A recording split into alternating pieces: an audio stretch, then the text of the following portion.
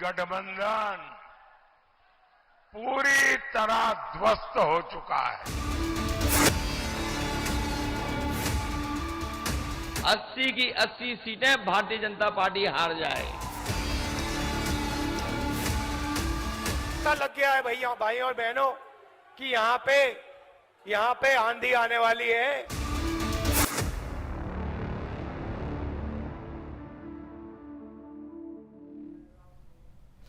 नमस्कार, रण क्षेत्र देख रहे हैं आप। आपके साथ मैं हूं लावनी विनीत। 5वें चरण का चुनाव संपन्न हो चुका है। अब महज 2 चरण रह गए हैं। इन सब के बीच भारतीय जनता पार्टी जो लगातार कह रही है कि इस बार लक्ष्य और उद्देश्य दोनों 400 पार का है, वहीं दूसरी तरफ इंडी गठबंधन है जो लगातार ये कह रहा है कि इस बार 400 तो छोड़िए, 140 करोड़ जनता 140 सीटों पर ही समेट देगी।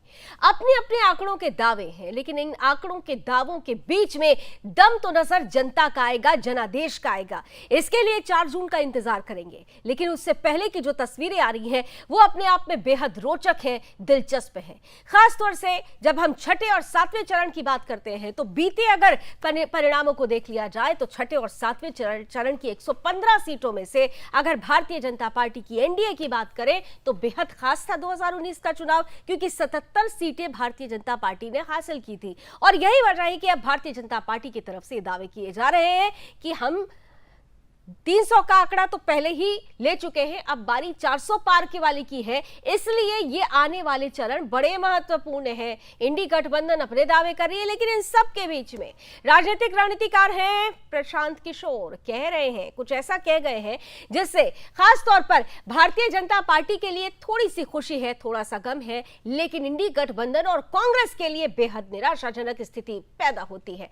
पीके कह रहे हैं कि स्पष्ट रूप से सरकार तो भारतीय जनता पार्टी नीति सरकार ही होगी, प्रधानमंत्री तो नरेंद्र मोदी ही होंगे, लेकिन आंकड़ों पर जो दावे किए जा रहे हैं भारतीय जनता पार्टी की तरफ से वो आंकड़े शायद ही बीजेपी के खाते में आए। सबसे पहले आइए हम आपको सुनाते हैं, दिखाते हैं कि पीके कह क्या रहे हैं, क्यों ये आंकड़ों का खेल 400 के पार नहीं जाता हुआ नजर आता है और कहां पर इंडी गठबंधन को मुंह की खानी पड़ती है। सबसे पहले प्रशांत किशोर का यह बयान।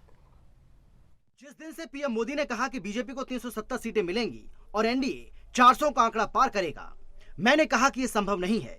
यह सब कार्यकर्ताओं का मनोबल बढ़ाने के लिए नारेबाजी है। बीजेपी के लिए 370 सीटें हासिल करना असंभव है, लेकिन यह भी निश्चित है कि पार्टी 270 के आंकड़े से नीचे नहीं जा रही है। मुझे लगता है कि भाजपा पिछले लोकसभा चुनाव में मिली संख्या के बराबर ही सीटें हासिल करने में सफल रहेगी, जो कि 303 सीटें या शायद उससे थोड़ी बेहतर है।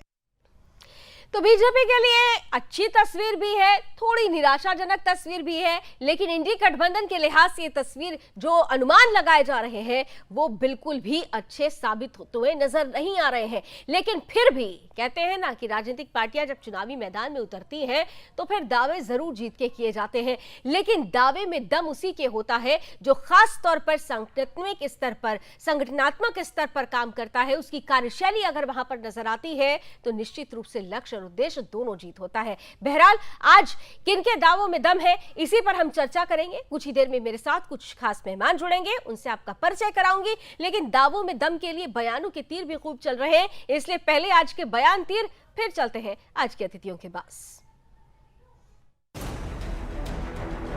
साथियों, मैं सपा कांग्रेस के दोनों शहजादों की फ्लॉप फिल्म की बार बार रिलीज से हैरान हूं। मैं देश का बेटा हूं, आपका बेटा हूं, भाई हूं, राजा मोदी जी हैं। ये उत्साह ये साफ साफ बता रहा है कि सपा कांग्रेस का इंडी गठबंधन पूरी तरह ध्वस्त हो चुका है। और ये पता लग गया है भैया, भाई और बहनों, कि यहाँ पे आंधी आने वाली है। कांग्रेस पार्टी का तूफान आ रहा है, हवा चल रही है, धमाके से यहाँ पे सारी की सारी सीट कांग्रेस पार्टी इंडिया गठबंधन को मिलने जा रही है। राम मंदिर पर सुप्रीम कोर्ट का फैसला जिसके कारण राम मंदिर बना है, वो फैसला पलटना चाहते हैं। ये राम मंदिर पर बाबरी ताला लगाने का सपना देख रहे हैं। ये रामलला को फिर से टेंट में भेजना चाहते हैं। ऐसी बात करते हैं, दोबारा लाल मना के तो उधर टेंट में भेजेंगे उधर। ये देखो, कोई ऐसा कभी हमारे पार्टी से बोला भी नहीं, हमारे मैनिफेस्टो में भी नहीं। हम आदर करते हैं हर धर्म का, हर भगवान जिनकी जिनकी इच्छा है, उनकी आस्था है। अभी से लोगों को 4 जून के परिणाम के बारे में अब कोई संदेह रह ही नहीं गया है। चारों ओर, उत्तर, दक्षिण, पूरब, पश्चिम, चारों ओर एक ही स्वर गूंज रहा है, एक ही नारा गूंज रहा है। चारों ओर जनमानस के मुंह से एक ही उद्घोष हो रहा है, और वह उद्घोष है कि फिर एक बार। अभी तक तो हम ये कहते थे कि समाजवादी पार्टी और इंडिया गठबंधन एक सीट छोड़ करके सब सीटें जीतेगी, लेकिन अब जैसा पता लग रहा है कि हो सकता है जिस तरह से जनता का मूड है इस बार, 80 की 80 सीटें भारतीय जनता पार्टी हार जाए। ये कहते हैं मोदी जी को 400 से अधिक सीटें मिल गई, लोकतंत्र खतरे पर पड़ जाएगा, तानाशाह बन जाएगा। मैं आपको याद दिलाना चाहता हूं, पुराने लोग जो यहां पर बैठे हैं, 1975 में, उसके पहले के चुनाव में श्रीमती इंदिरा गांधी चुनाव हार गई थी। पिटीशन था, हाई कोर्ट में पिटीशन हार गई। नैतिकता के नाते उन्हें अपने पद से त्याग पत्र दे देना चाहिए था, लेकिन उन्होंने क्या किया? देश में इमरजेंसी लगा दी, लोकतंत्र का गला घोंट दिया। सीबीआई से लेकर ईडी से लेकर आईटी से लेकर सीवीसी से लेकर ये जो घटा रहे हैं उसकी अहमियत इसीलिए हम कह रहे हैं कि ये लोग जो पहले संविधान को हम बदलाएंगे जो बोल रहे हैं, इस घटनाओं से, इस घटनाक्रम से हम कह रहे हैं कि ये बेस है उसका। तो अपने अपने दावे हैं, अपने अपने आंकड़े हैं। आंकड़ों के खेल में सबसे बड़ा खेल जो होगा वो जनता खेलेगी और खास तौर पर बताएगी कि 4 जून को अब की बार 400 पार या बदल जाएगी सरकार। आइए सीधे चलते हैं पैनलिस्ट के पास, स्क्रीन पर लेकर आइए। स्वागत करते हैं भारतीय जनता पार्टी का पक्ष रखने के लिए हमारे साथ है आलोक वत्स जी, बहुत स्वागत। आज हमारे साथ कांग्रेस का पक्ष रखेंगे पंडित राज शर्मा जी, बहुत बहुत स्वागत। साथ ही साथ समाजवादी पार्टी का पक्ष रखने के लिए हमारे साथ अशोक यादव जी है, बहुत स्वागत। और जाने माने पॉलिटिकल एक्सपर्ट दिलीप यशवर्धन जी भी पैनल का हिस्सा है, आपका भी सर बहुत बहुत स्वागत है। चलिए शुरुआत कर लेते हैं। सबसे पहले पंडित राज शर्मा जी आपके पास ही आ जाते हैं, क्योंकि देखिए बहुत सारे आंकड़े आ रहे हैं, बहुत सारे दावे आ रहे हैं, लेकिन चर्चा राजनीतिक रणनीतिकार पीके के आंकड़ों की हो रही है। इतना तो तय है, वो कह रहे हैं कि मोदी सरकार बनने वाली है। आंकड़े भले ही 400 पार ना हो, लेकिन इंडी गठबंधन के लिए और खास तौर से कांग्रेस के लिए क्या ये तस्वीर अच्छी मानते हैं आप? और क्या कहता है आपके आंकड़ों का खेल, क्योंकि आप सभी पार्टी अपना अपना इंटरनल सर्वे करवा रहे हैं। लावनी जी, मैं एक बात कह दूं कि ये जो भी कयास लगा रहे, अब ये भैया ज्योतिषी बन गए हो तो मैं नहीं जानता हूं, कथावाचक बन गए हो तो मैं नहीं जानता हूं, लेकिन जो सच्चाई बोलूंगा मैं झूठ नहीं बोलता हूं, क्योंकि मैं कांग्रेस का प्रवक्ता हूं। भगवान करे झूठ कभी ना बुलवाए। देखिए, सारी चीज अब पता चलेगी 4 जून को कि पब्लिक जो किस पार्टी, इंडिया गठबंधन और एनडीए, हमने कहा पब्लिक ने माना, हमने कहा तो पब्लिक ने माना, और जो उम्मीद लगाई जा रही है कि पब्लिक मान रही है, क्योंकि मैं धरातल पे रहता हूं, मैं झूठ नहीं बोलना चाहूंगा। मैंने वो लोग देखे हैं, मैंने अपने ही क्षेत्र में वो लोग देखे हैं जो लोग बीजेपी के वोटर थे, लेकिन उन्होंने इस बार बीजेपी को वोटर नहीं दिया। और एक और बात बता दूं, चावल की बोरी आज तक हिंदुस्तान में किसी ने नहीं देखी, सिर्फ परखी से देखा करते हैं। मैं आज भी तारीख के समय सनद रहे, आंख से आंख मिला के कहूंगा कि 4 तारीख को फिर आप मुझे बुलाना चाहें आधे घंटे के लिए, मैं जो आज बोल रहा हूं वही होगा। भारतीय जनता पार्टी, अब हो सकता है 30-40 मेरे आंकड़े गड़बड़ा जाए, 160, 170 ऐसी लाएगी। ये 200 हो जाए बात अलग है, 210 हो जाए बात अलग है, 140 हो जाए बात अलग है, क्योंकि इनकी स्थिति बहुत खराब है। और मैं एक और बात बताऊं, पीके अब अच्छा नहीं लगता है, कभी कभी किसी के सितारे अच्छे होते हैं तो उसके हर काम अच्छे हो जाते हैं। वो शायद उनकी आई पैक या आई पैड करके कंपनी है, वो उसे ही चला ले, पहले से उसे ही चला लीजिए, वही अच्छा है। और मैं नहीं समझता कि अब क्रेडिबिलिटी उनकी रही है, मतलब वो एक समय था। और एक और बात बताऊंगा, जो लोग अच्छे होते हैं वो भविष्य की बात करते हैं, वर्तमान की बात करते हैं। जो नकारे लोग होते हैं वो हमेशा भूत की बात करते हैं। जैसे मैं अभी आप ही के टीवी में देख रहा था, राजनाथ सिंह इमरजेंसी की बात बता रहे थे। अरे इमरजेंसी लगाई, अगले इंदिरा गांधी हार गई। और मैं आज भी आपको दावे के संग कह रहा हूं, ये जो कहते हैं 350 लाएंगे, 370 लाएंगे, मुझे यही नहीं समझ आ रहा भाई ये कहां से लाएंगे। इनके पास 4-5 स्टेटों का आधार था जहां ये ऑलमोस्ट फुल फ्लैट पे हैं। चाहे आप यूपी ले लीजिए, हिमाचल ले लीजिए, उत्तराखंड ले लीजिए, राजस्थान ले लीजिए, मध्य प्रदेश ले लीजिए, महाराष्ट्र में अच्छी थी इनके पास। तो अब बताइए ये इसमें कितनी घट रही है। सबका ले लेती हूँ, मैंने आपके पॉइंट भी नोट कर लिए हैं, लेकिन जरा क्योंकि आपके साथ खासतौर से समाजवादी पार्टी के अशोक यादव जी भी है, इसके बाद मैं आलोक जी आपके पास आऊंगी। दोनों का पक्ष जरा सुन लेते हैं, क्योंकि इंडी गठबंधन में सपा भी है। आज खासतौर से प्रधानमंत्री ने सपा को मजबूती के साथ घेरा है, लेकिन दूसरी तरफ अखिलेश यादव ये कह रहे हैं कि अब तो भूल जाइए। अभी तक तो मैं ये भी कह रहा था कि एक तरफ तो इंडी गठबंधन जीत रहा है, उत्तर प्रदेश अकेले में मैंने आपको पहले 79 आउट ऑफ 80 दिया था, लेकिन अब तो 80 की 80 सीटें हम ले रहे हैं। क्या आधार है सर? देखिए, आधार जो है वो यही है कि जो 60 लाख हमारे अभ्यर्थी हैं जो पुलिस भर्ती में जिनके पेपर लीक्स हुए, वो करोड़ों युवा हैं जो अग्निवीर का दंश झेल रहे हैं, वो महिलाएं हैं जिनका शोषण हो रहा है, वो किसान हैं जिनके ऊपर थार चढ़ाई जा रही है, और वो नौजवान हैं जो बेरोजगारी से पीड़ित हैं, और उत्तर प्रदेश की समस्त जनता जो महंगाई, बेरोजगारी और न जाने कितनी दुश्वारियों से गुजर रही है।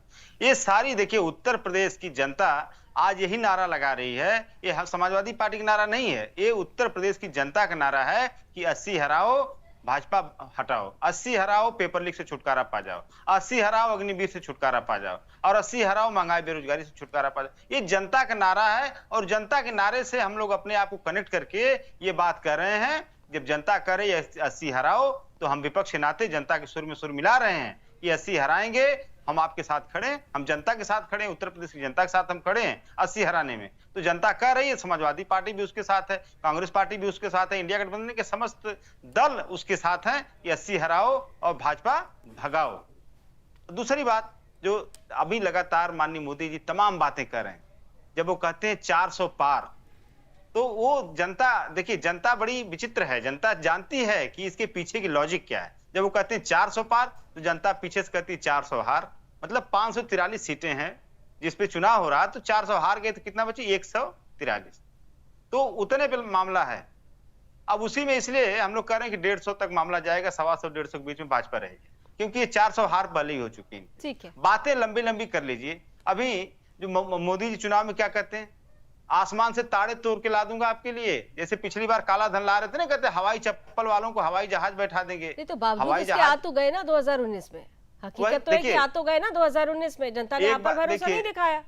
लावनी जी, एक बार आप झूठ बोलेंगे, 2 बार झूठ बोलेंगे, लेकिन झूठ पर झूठ, झूठ पर झूठ, झूठ पर झूठ, तो कितनी बार जनता बेवकूफ बनेगी आपकी? आलोक वत्स जी, झूठ पर झूठ बोल लीजिए, राजनीतिक रणनीतिकार जो भी कहे, हालांकि उनके नंबर्स भी आपके 400 पार को नहीं दिखा रहे हैं। चलिए, पीके का तो हमने एक मुद्दा इसलिए उठाया क्योंकि उस आंकड़े की थोड़ी चर्चा ज्यादा हो रही है, लेकिन आप लोगों का अपना गणित है। यहाँ पर आपने अशोक जी को भी सुन लिया, पंडित राज शर्मा जी को भी सुन लिया, वो कह रहे हैं देखिए सपने देख लीजिए, सपने देखने में कोई बुराई नहीं है। देखिए लावनी जी, हम सपने देखते जरूर हैं, लेकिन उन सपनों को हकीकत में भी बदल। जी आलोक जी, हम 400 पार भी चले जाएंगे। ये जितने भी लोग मुंगेरी लाल के हसीन सपने देख रहे हैं, ये सर्वाइवल की लड़ाई लड़ रहे हैं, ये सरकार बनाने की कवायद नहीं कर रहे हैं कि हम राष्ट्रीय पार्टी हैं, हमको इतनी सीट आ गई, हम लोगों को जाके बता देंगे कि हम जैसे कि आपको गुजरात में सीट आई थी तो बहुत जोर शोर से जश्न मनाया था कि हम राष्ट्रीय पार्टी बन गए हैं, वैसे ही ये जो राष्ट्रीय पार्टियां हैं, चाहे वो कांग्रेस हो, चाहे वो सपा हो, या उद्धव ठाकरे हो, या एनसीपी हो, ये जो कुछ प्रमुख पार्टियों का नाम मैं ले रहा हूं, वैसे तो बहुत लंबी लिस्ट है इनकी, ये आरजेडी है, ये लोग हम हैं राष्ट्रीय पार्टी, इसके लिए लड़ाई लड़ रहे हैं। सरकार से तो ये कोसों दूर है, सरकार को इनका कहीं कोई सवाल ही नहीं है सरकार बनाने का। जो 393 और 49 सीटों पर अभी तक 5 चरण में चुनाव हो चुका है। जी आलोक जी, ऑडियो में थोड़ा सा आपके चुनाव हो चुका है। सर मैं आपके पास आ रही हूँ, थोड़ा सा डिस्टर्बेंस हो रहा है आपके ऑडियो में भी, आपका विजुअल भी फ्रीज हो रहा है। दोबारा आती हूँ आपके पास। चलिए, मैंने आप तीनों के ये पॉइंट्स यहाँ नोट डाउन कर लिए हैं, क्योंकि दिलीप यशवर्धन जी भी हमारे साथ हैं। दिलीप जी, आपका भी एक कमेंट लेके और उसके बाद इस चर्चा को सबके लिए खोलती हूँ। खासतौर पर दिलीप जी, क्योंकि देखिए स्थिति जो बनी हुई है, 5 चरण हो चुके हैं, और खासतौर से इसके बाद अब जो 115 की लड़ाई है, इसे कहा जा रहा है भारतीय जनता पार्टी के लिए जीत तो हम कब कर चुके हैं। ये तो हम सिर्फ जो नारा हम दे रहे हैं, जो हमने लक्ष्य रखा है, उसके लिए अब ये 115 सीटें हैं। लेकिन इंडी गठबंधन कह रही है कि देखिए आंकड़े कुछ और हैं, आने वाले वक्त में देखिए होने वाला क्या है। लावनी की राजनीति में जीत का मतलब होता है सत्ता हासिल करना, लेकिन राजनीति जिसके लिए करी जाती है, यानी कि प्रजातंत्र के लिए, उस प्रजातंत्र के लिए मजबूत विपक्ष बन के उभरना भी जीत का दूसरा पहलू होता है। अब भाजपा का जो दावा है 400 सीटें, ये दावा जाहिर सी बात है कि राजनीतिक रूप से है, अपने कार्यकर्ताओं का मनोबल बढ़ाने के लिए है। पाएंगे या नहीं पाएंगे, ये हम 4 तारीख को देख लेंगे। पीके के कमेंट में कितना सच्चाई है, ये भी 4 तारीख को पता चल जाएगा। लेकिन कुल मिलाकर के इस बार इस देश को 2 मजबूत चीजें मिलने वाली हैं। एक, मजबूत सरकार मिलेगी, और अगर इंडिया गठबंधन में बहुत मजबूती हुई और वो जीते तो मजबूत सरकार मिल जाएगी, और नहीं तो मजबूत विपक्ष मिल जाएगा। और अगर ये गठबंधन सिर्फ इस लड़ाई तक था, यानी कि वोटिंग तक था, और वोटिंग के बाद जो भी नतीजे आते हैं, अगर ये गठबंधन खत्म हो गया तो देश को बर्बादी मिल जाएगी, और ये जो गठबंधन का एक स्वरूप नया उभर के आया है, इसका एक नया राज खुल जाएगा। लेकिन जो भाजपा का दावा है अपना, उस दावों में हकीकत तक पहुंचने के लिए भाजपा को जो मेहनत करनी चाहिए, मेरे हिसाब से भाजपा के लोगों को मेहनत नहीं कर रहे हैं। भाजपा के बड़े बड़े नेता, कार्यकर्ता, पदाधिकारी, मंडल अध्यक्ष, सभासद, विधायक सिर्फ इस भरोसे बैठे हुए हैं कि मोदी जी मेहनत कर रहे हैं, मोदी जी सभाएं कर रहे हैं, तो हमारी 400 सीटें आ जाएंगी। ये जो कॉन्फिडेंस है ना, ये कॉन्फिडेंस भाजपा को नुकसान पहुंचा रहा है। लोग भाजपा के जनसंपर्क नहीं कर रहे हैं, कहीं निकल नहीं रहे हैं। ये मैं बड़े शहरों की बात आपको बता रहा हूं। गांवों में चौपालें लगाई जा रही हैं, वो अलग बात है, लेकिन शहरों में संपर्क नहीं हो। ठीक है, आप कह रहे कॉन्फिडेंट है, लेकिन कॉन्फिडेंस में ओवर कॉन्फिडेंस नहीं हो, क्योंकि यहीं पर ही चूक हो जाती है। चलिए, मैंने आप चारों के पॉइंट्स नोट डाउन किए थे। पंडित जी, आपके पास से फिर से पुनः आते हुए, आपने बड़ी महत्वपूर्ण बात अपनी ओपनिंग रिमार्क में कही थी। आपने कहा था कि देखिए भरोसा होता है किसी भी चीज पर, और भरोसा जनता कर रही है इंडी गठबंधन पर। वो इंडी गठबंधन जिसको कहना चाहिए कि लीड कांग्रेस अगर करती हुई नजर आती है, तो भरोसा तो इसी भरोसे का नाम तो आप लोगों ने 2014 के बाद भी लिया था। 2019 में क्या हाल था? इसी भरोसे का जिक्र तो 2019 से लेकर 2024 के बीच में कई ऐसे विधानसभा चुनाव हुए जहां पर आपको वो फल नहीं प्राप्त हुआ जिसकी अपेक्षा आप लोग कर रहे थे। तो क्रेडिबिलिटी, यहां पे तो जनता ये भी कंफ्यूज है कि प्रधानमंत्री के रूप में क्या राहुल गांधी को आप लोग प्रोजेक्ट करेंगे, और अगर प्रोजेक्ट करेंगे भी तो क्या इंडी गठबंधन उन्हें स्वीकार करेगा? राज शर्मा जी। नहीं लावनी जी, मैं आप मेरी बात को सुन लीजिए। मैंने हर चैनल पे कहा होगा, और आपके संग भी मैं पहले कहा, मेरी एक लाइन जरूर होती है कि सन 2014 में नरेंद्र मोदी को बड़े प्यार से चुना गया। उसके बाद 2019 में देखिए, कब जब चुना जाता है तो पब्लिक सोचती है एक बार इसे टर्म और दे दीजिए। पब्लिक में इसमें दो राय नहीं कि पब्लिक ने इतना प्यार दिया जितना इंदिरा गांधी, राजीव गांधी को दिया जाता। देखिए, सच कहूंगा मैं, दिया, लेकिन उस प्यार पे चले गए, पब्लिक चली गई, और पब्लिक को अब ये बात पता चल गई कि भारतीय जनता पार्टी की सरकार ने कुछ किया नहीं। देखिए, जिस चीज पे आते हैं, ये अभी मैं आप ही के टीवी में देख रहा था, जैसे प्रधानमंत्री जी कह रहे हैं वो राम मंदिर तोड़ देंगे। अरे भाई, प्रधानमंत्री जी को ये पता होना चाहिए लावनी जी कि अगर एक हाईवे बन रहा होता है, कोई मठ मठिया आ जाए छोटी सी या मजार आ जाए, उसको भी नहीं तोड़ा जाता है। मंदिर कौन तोड़ देगा? मंदिर को ताला खुलवाने का अगर किसी ने जी जारी दिखाई थी तो वीरभद्र कांग्रेस के चीफ मिनिस्टर होते थे। जब डिस्ट्रिक्ट जज ने, जिला जज का ताला खुलवाने का इतना ज्यादा आप लोगों ने गंभीरता दिखाई थी, तो प्रभु श्री राम के अस्तित्व पर भी सवाल उठाने में उतनी ही गंभीरता दिखाई दी गई और आप लोग कोर्ट तक पहुंच गए। अब मैं बता रहा हूं, हम नहीं पहुंचे कोर्ट। एक और मेरी बात सुनिए, कोर्ट में तो फिर मैं एक और बात कह दूं, हमारे मनमोहन सिंह सरकार थी 2011-12 में, शायद थोड़ा गलत ना हूं, आडवाणी जी का केस वापस ले लिया था। फिर नरेंद्र मोदी सरकार आई 15-16 में, इन्होंने केस को रीओपन क्यों करा? अब बताइए इंटीग्रिटी डाउटफुल किस पे जाती है? बताइए किस पे जाती है सरकार? देखिए मेरी बात सुनिए, मत बताइए किस पे जाती है? बताइए आलोक जी, जल्दी से जवाब दीजिए, काउंटर आंसर बताइए आलोक जी। अरे ये नहीं बोल, ये नहीं बोल, ये नहीं आ रहे बोलेंगे। सर, आ रहे हैं थोड़ा सा देखिए ऑडियो में प्रॉब्लम है, एक एक करके बोलेंगे। जी आलोक जी का ऑडियो बढ़ा दीजिए प्लीज। हाँ बोलिए आलोक जी प्लीज। वो कानून के तहत हुई थी और उसमें जो कुछ भी हुआ वो देश मैं कह रहा हूं झूठ बोलोगे तो पाप कर जाएगा। आप बताइए, मनमोहन सिंह सरकार ने वापिस लिया था कानून, वो भी कानून के तहत लिया था। ऐसी क्या मजबूरी थी आपकी कि आडवाणी जी का रीओपन करा? बताइए, देश सुने, देश आपकी आत्मा जो मरी हुई है वो सुने, ऐसी क्या मजबूरी थी? मुझे मत सिखाना कानून। ठीक है तो आलोक जी जवाब दे रहे हैं, आप उनका जवाब तो सुन लीजिए, बोलने तो दीजिए उनको। आपने आरोप लगाया, जवाब सुन लीजिए। मैं लावनी जी गलत का प्रचार प्रसार नहीं। अच्छा ठीक है, तो उनको सुन लीजिए, फिर आपके पास आऊंगी ना, काउंटर आंसर करिएगा आप उनका जरूर। लावनी जी, ये कांग्रेस के प्रवक्ता को बोलिए कि चिल्लाने से न इनका सीट में बढ़ोतरी होने वाला है, न ये सर फिर पहुंच गए। ये लड़ रहे हैं अपनी इज्जत बचाने के लिए। लड़ कितने सीट पे रहे हैं पहले ये तो बता दें। सरकार का आंकड़ा इनके पास होगा कहां से? एक मिनट आ जाओ, लुक एट मी, राजस्थान में कितनी सीट है? पकड़ो पन्ना। अरे आपके सारे प्रवक्ता गूगल सर्च कर करके बोलते हैं, हमें सिखाओगे? अरे हम पढ़े लिखे लोगों को सिखाओगे?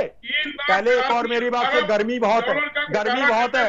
आलोक जी, जहां जवाब मांगता हूं वहां जवाब दे, जहां जवाब मांग रहा हूं। ऐसी क्या मजबूरी थी आपकी जब जो कि मनमोहन सिंह सरकार ने केस बंद किया? आपकी मोदी सरकार की मजबूरी क्या थी जो आडवाणी जी का केस रीओपन करा? इसका जवाब दो, जनता जाने। सुनिए जवाब दे रहे हैं वो, दे रहे हैं जवाब। साथ पसंद है, कोई यूपी में साथ पसंद नहीं है। हम 80 की 80 सीटें जीतने जा रहे हैं यूपी में भी। कहां से?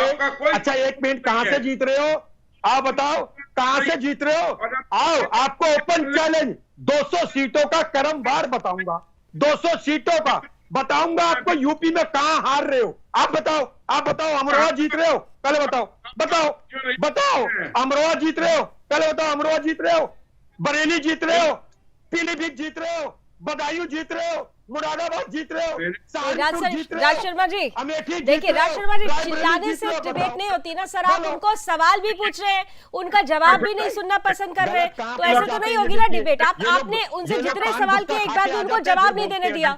जवाब तो सुन लीजिए ना, फिर 30 सेकंड उनको सुन लीजिए, फिर जवाब दीजिएगा। फिर अशोक जी भी इंतजार कर, आलोक जी भी इंतजार कर रहे, अशोक जी भी इंतजार कर रहे जी। अरे बताए 400। हाँ ठीक है राज शर्मा जी, अब आप उनको सुन लीजिए। बार बार इंटरप्ट करेंगे तो फिर जवाब कैसे सुन पाएंगे आप सर? आलोक जी जल्दी से प्लीज अपना कंप्लीट कीजिए। गांव में साड़ा नहीं हो जाता है छुट्टा, ये वैसे टेलीविजन पर बिहेव कर रहे हैं ये कांग्रेस के लोग। इनको बोलिए शालीनता से डिबेट नहीं, ठीक है, व्यक्तिगत टिप्पणी नहीं सर, मैंने उनको रोक दिया, वो रुक गए, उन्होंने मेरी बात मान ली, अब वो चुप है, आप अपनी बात रख लीजिए। व्यक्तिगत टिप्पणी एक दूसरे पर कोई नहीं करेगा। आलोक जी प्लीज। ठीक है आलोक जी प्लीज बताइए।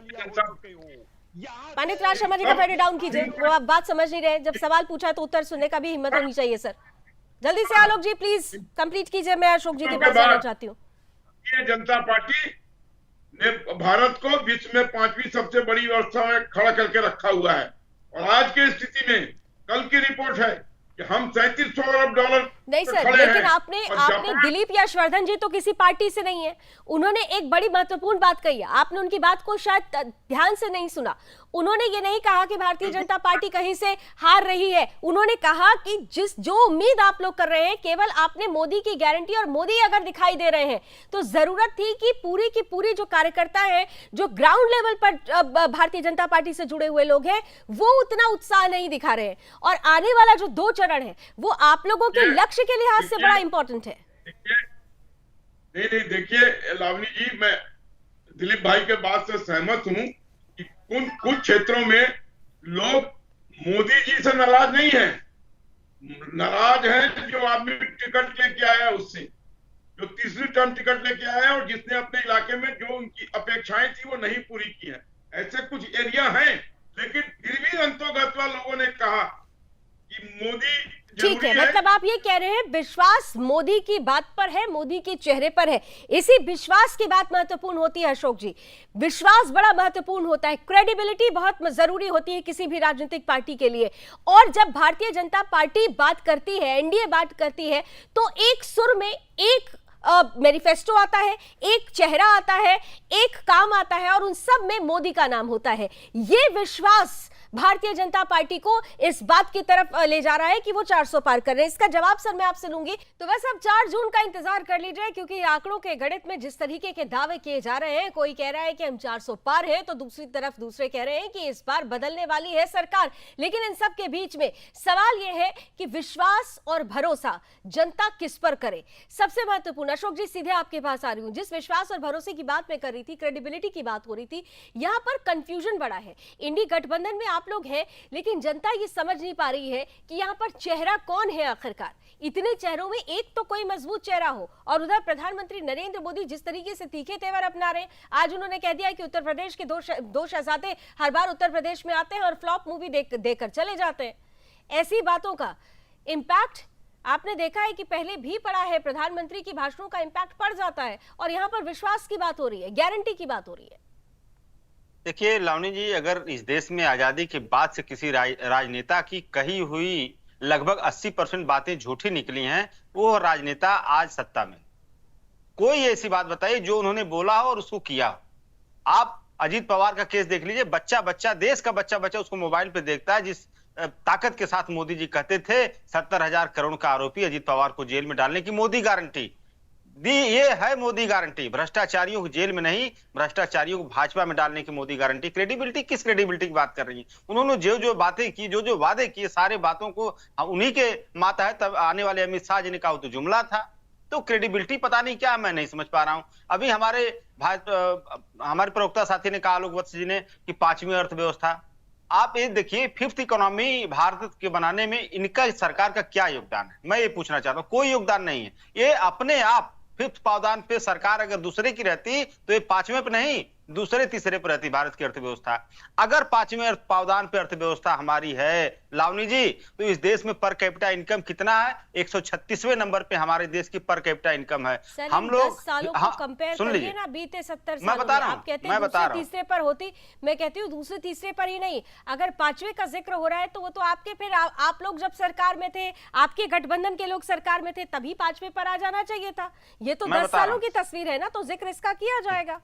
मैं बता रहा हूं, देखिए पर कैपिटा इनकम में हम किस पावदान पे हैं? 136वें पावदान पे। हमसे अच्छा पाकिस्तान, बांग्लादेश, नेपाल, भूटान है। हमसे अच्छा है। पाकिस्तान को कटोरा लेके जाना पड़ रहा है जगह जगह। किसकी बात कर रहे हैं आप?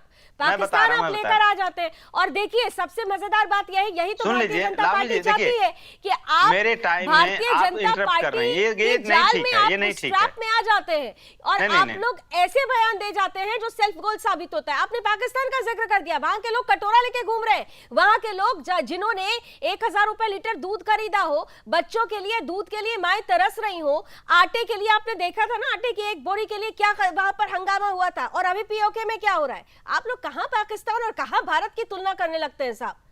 देखिए लावनी जी, आपकी अगर बात खत्म हो गई तो मैं फिर अपनी बात पे बिल्कुल बोलिए। लेकिन आपने पाकिस्तान से भारत का जो कंपेयर किया, और आपने कहा पाकिस्तान के लोगों की पर कैपिटा इनकम बहुत अच्छी है, इस पर मुझे आपत्ति थी। आपत्ति आपके, आप गूगल अपने मोबाइल निकालिए, गूगल में सर्च करिए, आपत्ति आपकी दूर हो जाएगी। आप अपना मोबाइल निकालिए, गूगल में डालिए पर कैपिटा इनकम। ना कुछ सच्चाई नहीं क्यों नहीं चलती है? आप गूगल पर निर्भर रहिए, लेकिन कुछ सच्चाई दुनिया के सामने और भी आपके चैनल पे दिन भर जो परोसा जाएगा उससे नहीं चलेगा दुनिया।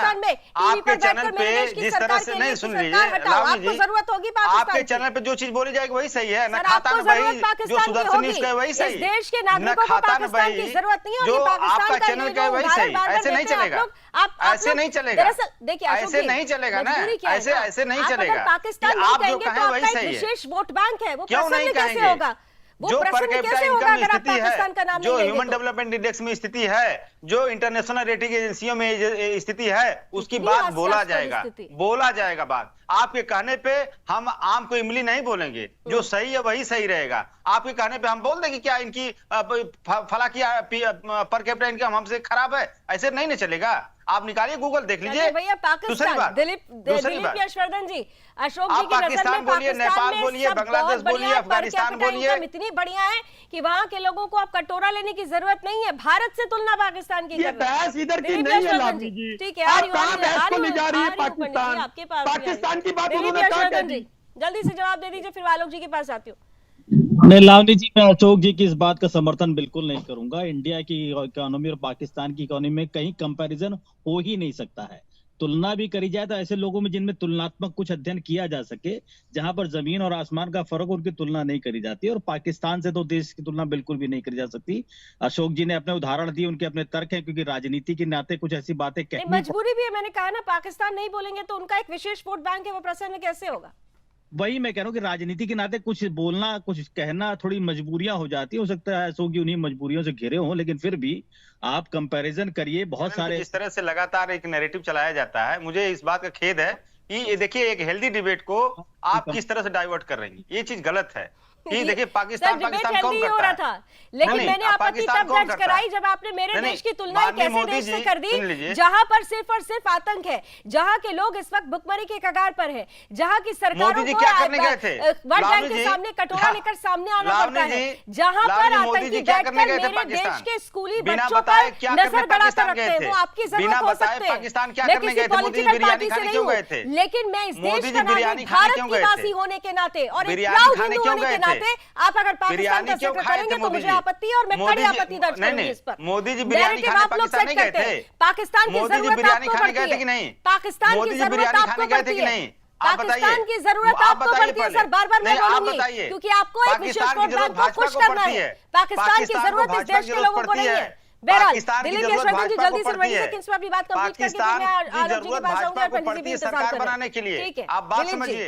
दिलीप जी 20 सेकंड जल्दी से। सर नहीं, मैंने अपनी बात कह दी कि पाकिस्तान से इस देश का कंपैरिजन नहीं हो सकता है। बाकी आप राजनीति के चलते अपने इस देश में बहुत सारी बातें कह सकते हैं आप। और दूसरी बात है कि अशोक जी जिस पार्टी को रिप्रेजेंट करते हैं वो पार्टी उत्तर प्रदेश तक सीमित है। अभी देश की तरक्की में उसका बहुत बड़ा योगदान नहीं है, देश की इकोनॉमी में बहुत बड़ा योगदान नहीं है, और उत्तर प्रदेश की इकोनॉमी भी इतनी अच्छी नहीं है कि आप ये कह सकें कि उसका कॉन्ट्रीब्यूशन देश की इकोनॉमी में रहा है जब आपकी सरकार हुआ करती थी। आलोक जी जल्दी से काउंटर आंसर। सर मैं तो हतप्रभ हूं कि किस तरीके से सपा के प्रवक्ता पाकिस्तान से भी नीचे भारत को दिखा रहे हैं। पता नहीं कहां से कौन सी स्टैटिस्टिक्स लाए हैं, कहां से इनके आंकड़े जुटाए हैं। अब मुझे पुरानी बात याद आती है कि इनके संस्थापक को लोग मुल्ला मुलायम कहना चालू कर दिए थे। तो ये बात अब काफी हद तक ये सिद्ध कर रहे हैं कि ये पाकिस्तान, ये भूल रहे हैं इस समय यूक्रेन में वार हुआ था और पाकिस्तान मोदी जी ने कहा कि 6 घंटे के लिए युद्ध विराम करो। आप लोग सरकारें बनाते हैं कि नहीं बनाते हैं? उसी पाकिस्तान के नाम ले लेके आप लोग सरकारें बनाते हैं, उसी पाकिस्तान का नाम ले लेके आप सरकार बनाते हैं। और मोदी जी बिरयानी खाने चले गए पाकिस्तान, वो आप भूल गए बिरयानी खाने के? बच्चे लावनी जी भारत का झंडा लेके उसके पीछे अपनी जान उन्होंने बचाई। और ठीक है, जल्दी से लास्ट 10 सेकंड्स पंडित राज शर्मा जी, जल्दी से फिर समाप्त करती हूँ। मुझे इत्तेफाक अच्छा नहीं लगा, आप भी पाकिस्तान का ज्यादा नाम ना लिया करिए। पाकिस्तान के 2 टुकड़े करने में 15 मिनट लगते हैं। बाढ़ में जाए पाकिस्तान। उन्होंने 1 बार नाम लिया, आपने 19 बार नाम लिया पाकिस्तान का। मुझे अच्छा नहीं लगा। आप जैसा देशभक्त पाकिस्तान का रटे पे, अरे टुकड़े टुकड़े हो जाए उसके। प्रधानमंत्री क्यों नाम लेते हैं पाकिस्तान का? अमित शाह क्यों लेते हैं नाम पाकिस्तान बिल्कुल का? पाकिस्तान का नाम लेना ही नहीं चाहिए। वो मुल्क जो हमारे लिए सिर्फ और सिर्फ अशांति पैदा करने का उद्देश्य रखता हो, वो मुल्क जो हमारे लिए सिर्फ और सिर्फ खराबी पैदा करने के लिए, आतंक फैलाने के लिए अपना अगर उद्देश्य रखता हो, तो उसका नाम नहीं लेना चाहिए। इससे मैं आपसे सहमत हूं। चलिए, समय की कुछ सीमाएं हैं, लेकिन मुलाकात आप सभी से होती रहेगी। बहुत बहुत धन्यवाद, आप सबने हमें समय दिया। ऑडियो की थोड़ी प्रॉब्लम आज डिबेट के ड्यूरेशन में जरूर रही है। हम उम्मीद करते हैं अगली बार जब हम सब मिलेंगे तो ऐसी परेशानियां नहीं होंगी। बहरहाल कुल मिलाकर अब देखिए, क्योंकि पांचवें चरण का चुनाव संपन्न हो चुका है, छठा और सातवां चरण बाकी है। बड़ा ही महत्वपूर्ण चरण है और यह महत्वपूर्ण चरण किस तरह से इस पूरे के पूरे चुनाव को एक निर्णायक मोड़ की तरफ लेकर जाएगा, इस पर हमारी नजर बनी रहेगी। रण क्षेत्र में 6 बजे मुलाकात होती रहेगी। बहरहाल आज के लिए बस इतना ही। देश और दुनिया की तमाम खबरों के लिए आप जुड़े रहिए सुदर्शन न्यूज के साथ। जय हिंद। इंडी गठबंधन पूरी तरह ध्वस्त हो चुका है। 80 की 80 सीटें भारतीय जनता पार्टी हार जाए। पता लग गया है भैया भाई और बहनों कि यहाँ पे आंधी आने वाली है।